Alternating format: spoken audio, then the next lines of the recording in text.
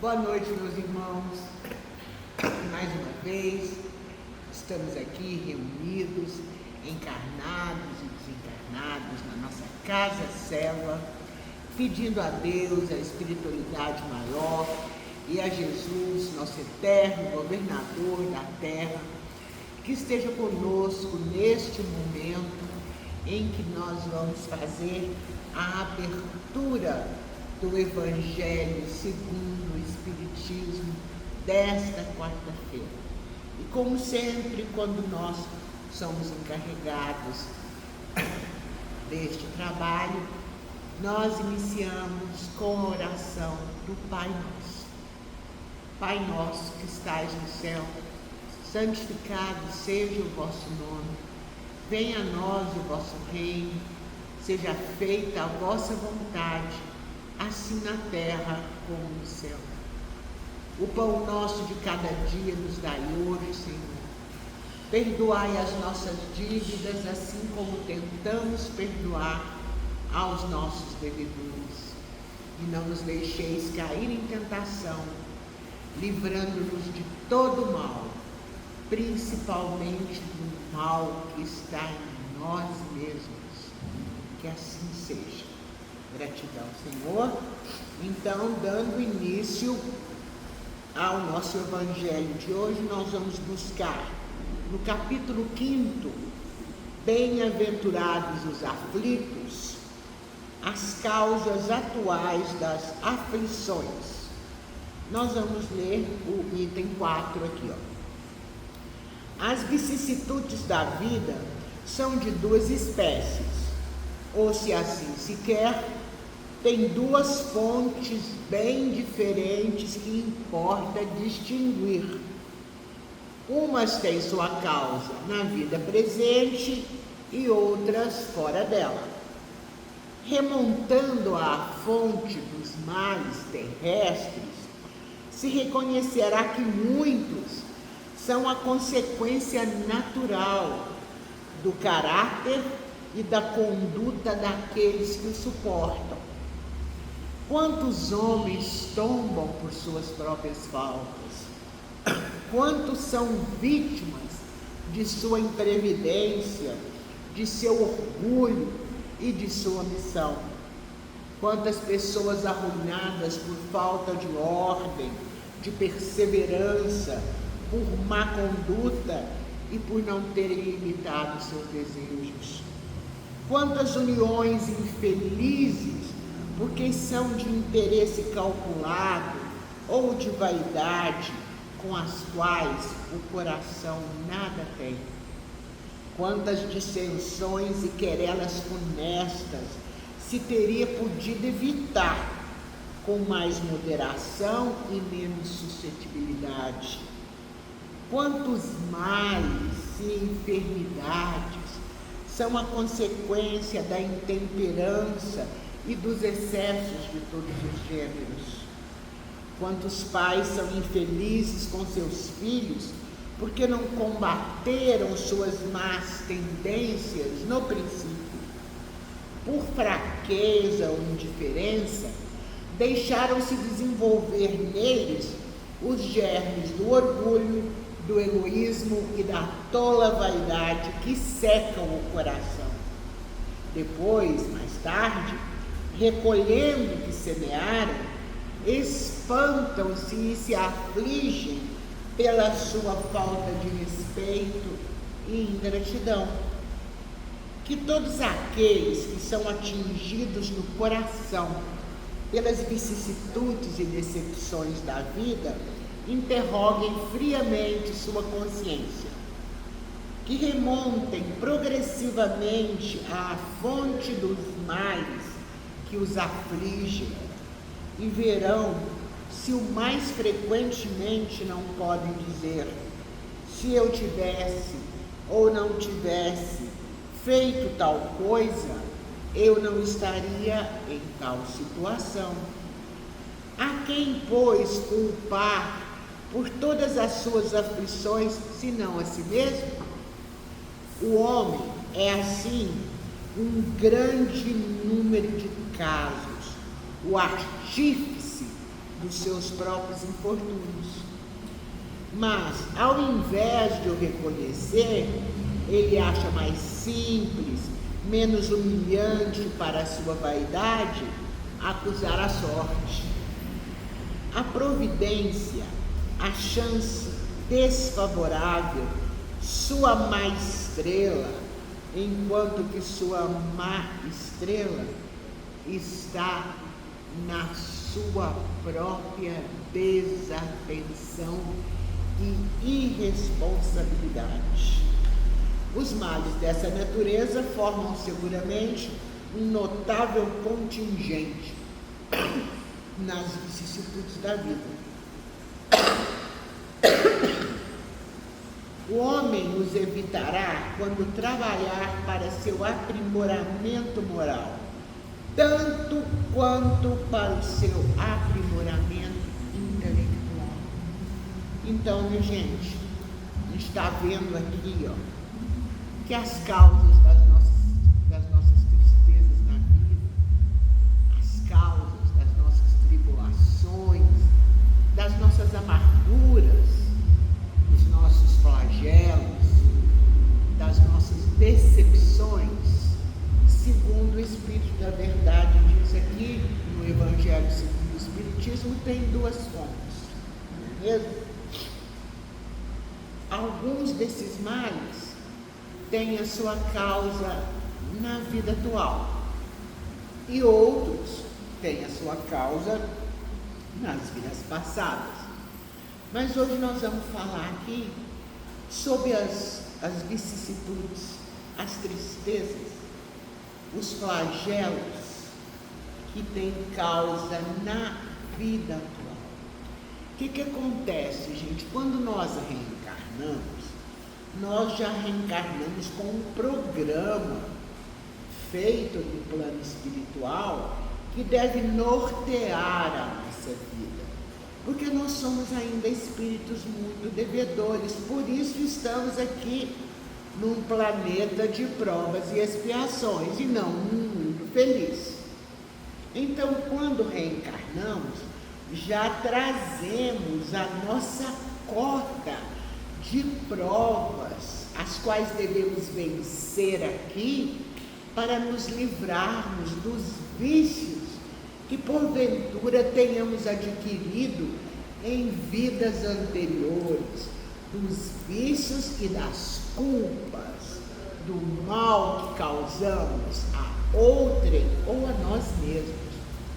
Só que nós somos ainda espíritos tão duros, tão endurecidos de coração, que além dessas provas que nós assinamos lá no formulário da espiritualidade, que iríamos reencarnar para nos livrar de males que já trazíamos, quantas vezes aqui na Terra, a gente acumula a essas provas que nós já temos que vencer, a gente acumula futuras provas por questões que nós buscamos nesta vida. E acontece o que, gente? Aquilo, as faltas que nós cometemos aqui, na maioria das vezes, não vamos esperar uma próxima encarnação para a gente pagar, não, a gente vai pagar mesmo. Nesta mesma vida, é a lei do retorno, não é mesmo, gente? Porque nós tombamos pelas nossas próprias faltas. Não podemos culpar ninguém, a não ser a nós mesmos, pela situação, muitas vezes, de amargura, de decepção, de desrespeito. Não é que nós vivemos, porque isso é consequência do que fizemos aqui. Quantas vezes, gente, a gente deixa que o orgulho, que a ambição tome conta da nossa alma, E quando o orgulho e a ambição tomam conta da nossa alma, nós somos imprevidentes, nós somos irresponsáveis, porque orgulhosos que somos, nos sentimos superiores aos nossos irmãos, não é mesmo? E quantas vezes a nossa irresponsabilidade, a nossa falta de perseverança nos induz a termos uma má conduta, porque nós colocamos, por orgulhosos e egoístas que somos, os nossos desejos acima de todas as outras coisas, acima inclusive da necessidade dos nossos irmãos. E quando nós colocamos os nossos desejos particulares acima de todas as outras coisas, nós não damos também limites para esses desejos. E vem o resultado, vem a consequência, não é mesmo? Muitas coisas difíceis na nossa vida, muito do que estamos passando de tristeza na nossa vida, poderiam ter sido evitados, não é? Se nós fôssemos mais moderados nos nossos pensamentos e atos e menos suscetíveis, menos mimados. Muitas vezes a gente se agasta com pouca coisa, não é mesmo? Isso tudo, gente, nós poderíamos evitar. Até os males e enfermidades, a maioria deles nós poderíamos evitar, porque as enfermidades são sempre consequência da raiva, da cólera, da nossa intemperança de todos os gêneros e os excessos de todos os gêneros que a gente comete a vida toda, não é? Assim agimos também em relação aos nossos filhos, não lhes damos os limites, muitas vezes não ensinamos a eles que Jesus nos disse que devíamos amar ao nosso próximo, não ensinamos a eles que devemos fazer ao próximo aquilo que queríamos que nos fosse feito. Então criamos os nossos filhos totalmente sem limites, sem responsabilidades e sem educação alguma. E depois nos queixamos, porque quando eles já estão adultos e totalmente impregnados por todos os vícios que nós ajudamos a colocar naquela alma que a espiritualidade colocou sob a nossa proteção, nós reclamamos, dizemos: que filho ingrato. Será que ele é tão ingrato assim? Será que nós não tivemos uma parcela de culpa para que ele se tornasse a pessoa de difícil trato que ele se tornou? Não estamos dizendo aqui que o filho não tenha culpa. Quando nós encarnamos, conforme já falamos aqui, a gente já vem com a nossa dose de doenças espirituais a sermos tratadas.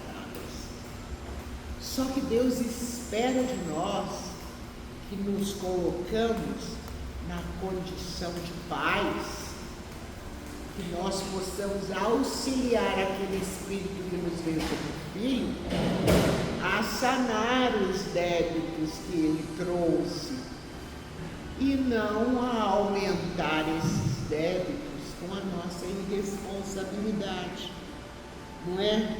Então, gente, todas as vezes que a gente tiver visitado pela amargura, pelas vicissitudes, pela tristeza, pelas decepções, antes de colocarmos a culpa no Zé, na Maria, no João e até em Jesus Cristo, né? Vamos analisar, gente, logicamente, matematicamente, friamente a nossa consciência, né? e vamos nos lembrando desde a origem desses males que nos atingem hoje. Qual foi a origem desses males, né? E se fizermos isso com sinceridade de coração, nós vamos perceber que a origem está em nós mesmos, nas nossas atitudes, nesta vida. E aí, será que adianta lamentar? Não adianta, sabe por quê, gente?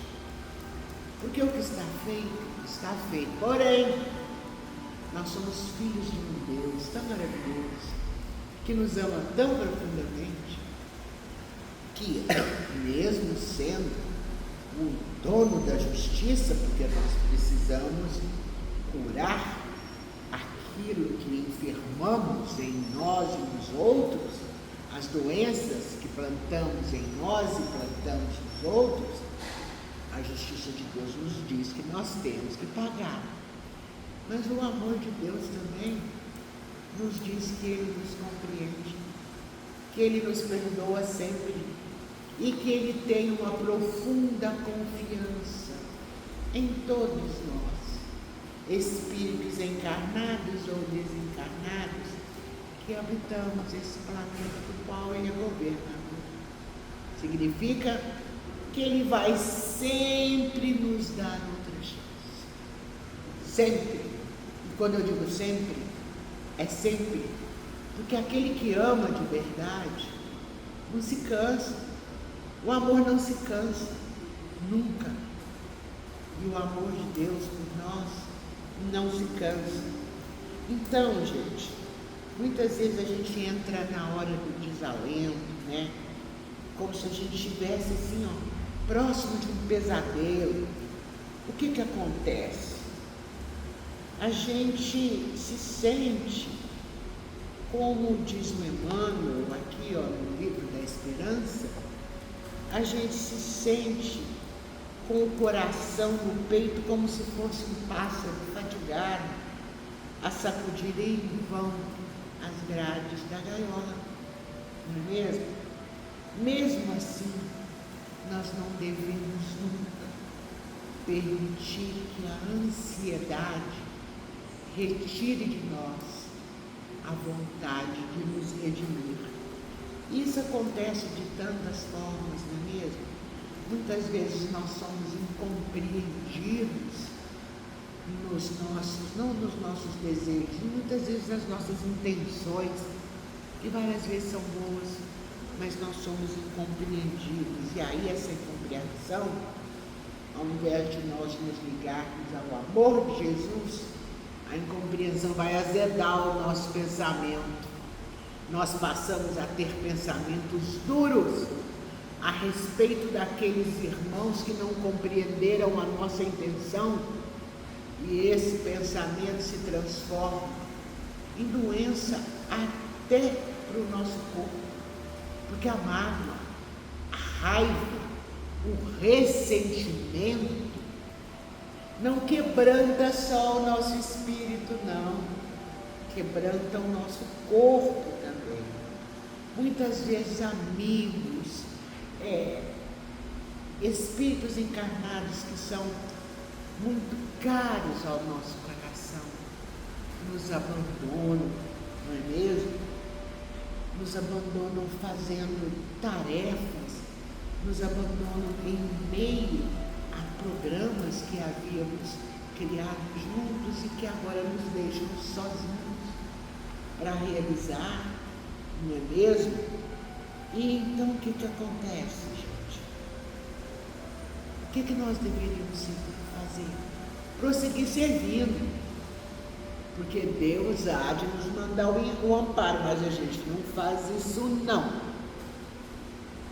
A gente prefere culpar aqueles que deixaram a obra, culpar aqueles que, segundo o nosso pensamento tacanho e pequeno, foram covardes, foram preguiçosos, irresponsáveis no nosso pensamento, não em relação a Deus, mas irresponsáveis em relação a nós.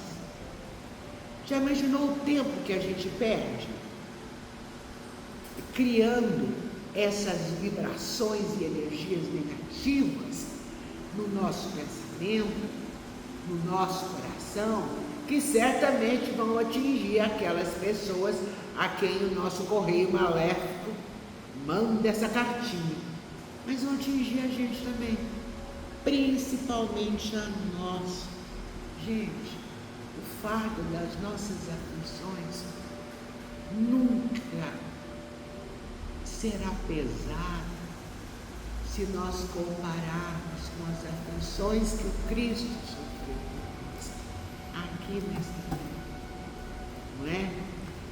E quando a gente sente que esse fardo está pesado demais, vamos refletir e pensar em outros irmãos que vivem situações mais amargurosas que as nossas, que vivem situações onde a incompreensão já os assolou ao chão, onde a indiferença daqueles que eles amam já lhes tira a vontade de viver, onde a surpresa pelas traições e deslealdades de que eles foram vítimas os tornam absolutamente cabisbaixos, e lembrar que nós estamos assim. Por que nós não estamos assim? Porque nós temos o Cristo, nós temos fé, nós confiamos em Jesus. Então, de toda situação difícil em que estivermos, de toda amargura, de toda tristeza, de toda ingratidão que formos vítimas de nós mesmos, porque isso acontece porque sempre deixamos uma porta aberta, sempre somos um pouco desavisados. Gente, vamos nos lembrar que o amor de Jesus sempre vai ajudar a superar. E o que nós precisamos fazer para que o amor de Jesus ajude a superar os nossos desafios, as nossas aflições? Pegar a nossa dor, sabe? Guardar na bolsa, guardar no bolso. Vamos tentar cuidar da dor do outro. Vamos tentar cuidar da dor do nosso irmão. Porque enquanto cuidamos da dor do nosso irmão, Deus está cuidando da nossa. Muitas vezes a gente não acredita. Eu mesma muitas vezes não acreditei. Muitas vezes eu orava e falava: Senhor, mas eu estou pedindo, eu estou implorando, o Senhor não olha para mim. Até o dia que eu percebi que Ele estava olhando, e olhando muito além do que eu conseguisse enxergar. Podemos ter toda a confiança que Deus não nos abandona jamais. Então, gente, não vamos nos deter nunca enumerando, fazendo planilha das tristezas da nossa vida, não. Vamos sempre seguir adiante, certo? E muitas vezes, mesmo que as lágrimas, encharquem o nosso travesseiro durante a noite, vamos entregar nossa vida nas mãos de Jesus e prosseguir servindo, prosseguir auxiliando da forma que nós pudermos, E por que nós vamos prosseguir assim? Porque nós podemos ter certeza que a vida faz ressurgir, gente, o alimento, o pão, o grão da terra lavrada, não é da terra linda e limpa. A terra tem que ser lavrada, tem que ser arada, tem que ser ferida para que ela produza o melhor, não é? E que o sol de Deus amanhã e em todos os dias da nossa vida, sempre nos trará uma nova oportunidade, um novo dia e uma nova vida dentro da nossa vida. Que Jesus nos abençoe. Gratidão.